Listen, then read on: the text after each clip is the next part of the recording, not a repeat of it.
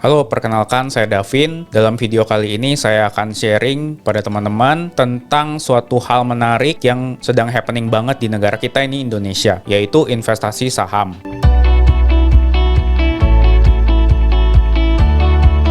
Nah, saya sendiri sudah investasi saham dari setahun yang lalu. Saya juga akan sharing-sharing kepada teman-teman beberapa topik yang akan kita bahas. Yang pertama adalah apa itu saham sendiri. Yang kedua, kenapa sih kita harus investasi di saham. Yang ketiga, persiapan apa saja yang kita perlukan dalam investasi saham atau trading. Yang keempat, cara kita untuk memulai investasi di saham dan aplikasi apa yang harus digunakan. Lalu yang kelima, apa yang harus dilakukan dan tidak boleh dilakukan ketika kita berinvestasi saham. Langsung saja kita ke topik yang pertama, apa itu saham? Pengertian saham sendiri secara sederhana adalah suatu alat bukti atas kepemilikan nilai dari sebuah perusahaan. Ketika teman-teman membeli saham suatu perusahaan, teman-teman menjadi pemilik dari perusahaan tersebut. Ada dua keuntungan yang bisa kita dapatkan ketika kita berinvestasi saham. Yang pertama adalah capital gain. Capital gain itu adalah kenaikan harga saham. Contoh, ketika teman-teman membeli sebuah saham perusahaan seharga Rp500 dan beberapa minggu kemudian harga saham tersebut naik ke Rp650, teman-teman mendapatkan profit sebesar Rp150 per lembar saham. Untuk menghitung keuntungannya, teman-teman tinggal mengalihkan Rp150 dikali berapa banyak lot yang teman-teman beli dikali 100. Satu lot sama dengan 100 lembar. Yang kedua, selain kita bisa mendapatkan capital gain, kita bisa mendapatkan dividen. Dividen sendiri adalah sebagian laba dari perusahaan yang dibagikan kepada pemegang saham. Apa sih yang menyebabkan saya berinvestasi saham? Nah, pasti kan teman-teman banyak sekali yang bertanya seperti itu. Saya memutuskan untuk berinvestasi saham karena kita bisa memulai investasi dengan modal yang kecil dibandingkan dengan instrumen investasi lainnya yang mengharuskan teman-teman mempunyai sejumlah modal tertentu untuk berinvestasi. Yang kedua, kita bisa melakukan investasi di mana saja karena sekarang teknologi sudah canggih, kita bisa melakukan transaksi, melakukan investasi dengan gadget kita. Yang ketiga, kita bisa berinvestasi dengan aman karena investasi di saham ini sudah dilindungi oleh OJK dan tentunya ketika kita berinvestasi kita mengharapkan yang namanya keuntungan. Di dalam investasi saham kita berpotensi mendapatkan keuntungan belasan, puluhan, bahkan ratusan persen per tahunnya. Itu yang menyebabkan kenapa saya memutuskan untuk berinvestasi saham. Dan di investasi saham ini saya melakukannya untuk jangka panjang karena dalam kedepannya pastinya kan ketika kita berinvestasi akan ada peningkatan nilai aset.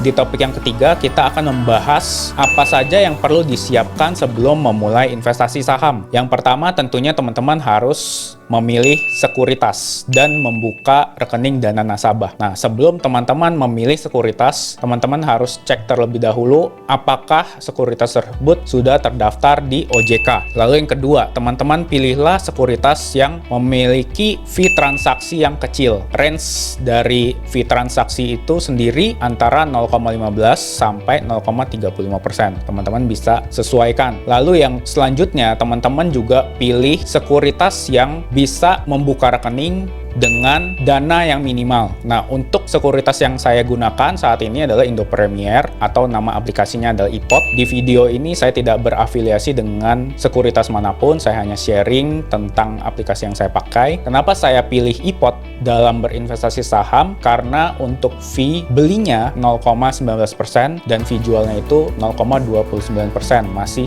sangat terjangkau. Dan ketika kita membuka rekening dana nasabah di Indo Premier, kita tidak diharuskan untuk deposit sejumlah dana tertentu. Teman-teman bisa mulai investasi dengan hanya Rp100.000. Setelah teman-teman memilih sekuritasnya, teman-teman membutuhkan dokumen untuk mendaftar. Beberapa dokumen tersebut adalah KTP, NPWP, dan buku tabungan. Setelah itu, teman-teman bisa mengisi formulir yang dilampirkan oleh sekuritas tersebut. Setelah teman-teman mengisi, teman-teman akan diverifikasi selama 1 kali 24 jam ataupun lebih, tergantung sekuritas masing-masing. trading. Setelah selesai diverifikasi, teman-teman akan mendapatkan rekening dana nasabah. Teman-teman bisa transfer sejumlah dana, top up sejumlah dana ke rekening dana nasabah tersebut. Dan teman-teman tidak usah takut karena rekening ini berada di rekening kita sendiri, bukan di sekuritas. Jadi ini sangat aman. Setelah teman-teman investasikan atau top up dana, teman-teman sudah bisa mulai membeli saham. Tips selanjutnya, ketika teman-teman memilih sekuritas juga, teman-teman memilih sekuritas yang aplikasinya tentunya mudah digunakan, UI-nya bagus, fiturnya juga lengkap, lalu juga ada sharing, juga ada komunitasnya, sehingga teman-teman bisa belajar, teman-teman bisa mendapatkan ilmu dari sharing-sharing sekuritas tersebut, baik itu analisa teknikal dan analisa fundamental, analisa perusahaannya.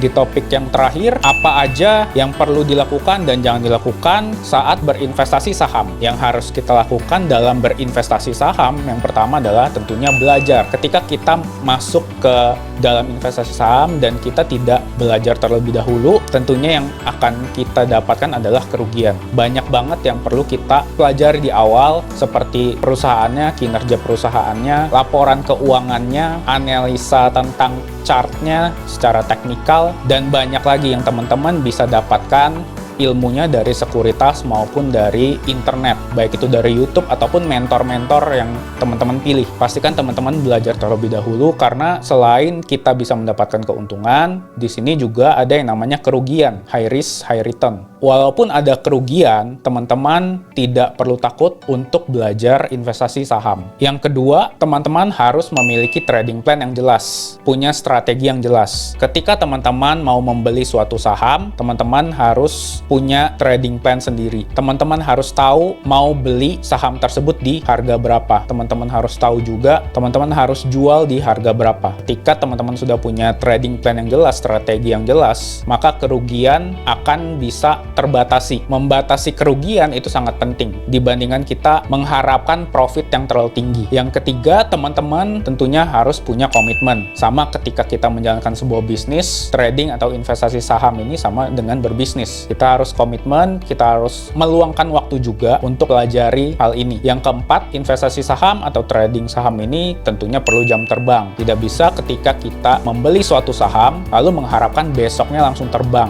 Butuh yang namanya waktu, butuh yang namanya proses juga. Apa saja hal-hal yang jangan dilakukan ketika kita berinvestasi saham? Yang pertama, terlalu cepat menaruh modal yang besar. Teman-teman, bagi kita yang pemula, tentunya kita mulai investasi dari hal yang kecil dulu. Misalkan kita investasikan 100.000, 500.000. Sesuaikan dengan budget teman-teman semua. Masuk dulu dengan modal yang kecil, teman-teman pelajari dulu, teman-teman bisa masuk untuk pelajari market seperti apa. Baru setelah teman-teman menemukan strategi yang tepat, teman-teman bisa top up dana yang lebih besar. Yang kedua, terlalu cepat reaktif terhadap berita. Ketika teman-teman mendengar berita dari suatu emiten, suatu saham, teman-teman jangan langsung ambil keputusan. Teman-teman harus tetap analisis terlebih dahulu, harus tetap cek teknikalnya dulu, baru teman-teman memutuskan untuk ambil keputusan jual atau tetap memegang saham tersebut. Yang ketiga, jangan mengandalkan analisa orang lain. Seperti yang tadi saya bilang, teman-teman harus punya trading plan sendiri, teman-teman harus punya strategi sendiri. Karena ketika kita klik buy dan sell di market, itu adalah keputusan kita sendiri. Yang keempat, jangan trading dengan emosi. Ketika kita sedang memiliki masalah, ketika kita sedang memiliki banyak pikiran, kita jangan melakukan trading, karena pastinya